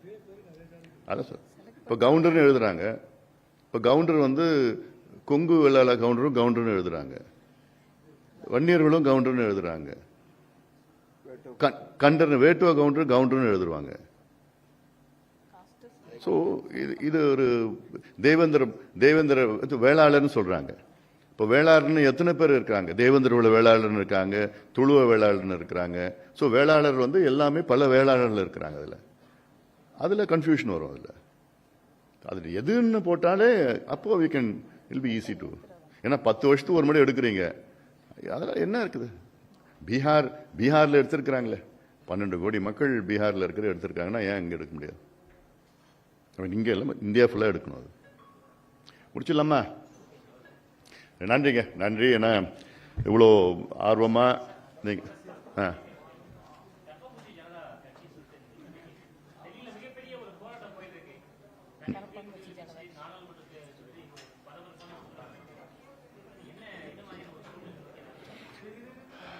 அதான் இந்த சோனம் வாங்சோக்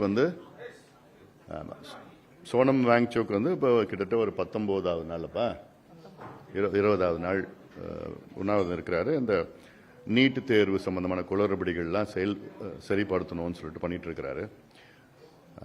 எங்களுடைய நிலைப்பாடு வந்து நீட்டே இருக்கக்கூடாது, நீட்டு தேர்வே இருக்கக்கூடாது. நீட்டு தேர்வு வந்து சமூக நீதிக்கு எதிரானது, கிராமப்புற மாணவர்களுக்கு எதிரானது, தமிழ்நாட்டுக்கு எதிரானது. அது நீட்டு தேர்வே இருக்கக்கூடாது. அது வந்து நிறைய குளறுபடிகள்லாம் இருக்கு. இந்த வருஷம் கண்டுபிடிச்சிருக்கிறாங்க. வருஷம் வருஷம் வந்து நீட்டு தேர்வு அந்த கொஸ்டின் பேப்பர் கசிவு வந்து வருஷம் நடக்கிறது தான். இந்த வருஷம் கண்டுபிடிச்சிருக்காங்க, அவ்வளோதான். அதனால் ஃபுல் ப்ரூஃபாக பண்ணவே முடியாது, ஒவ்வொரு மாநிலத்துக்கும் கொடுத்துடணும். அது அதனால்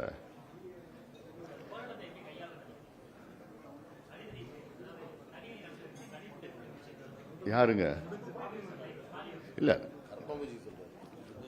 முடிஞ்சிச்சு. வேளாண் பட்ஜெட்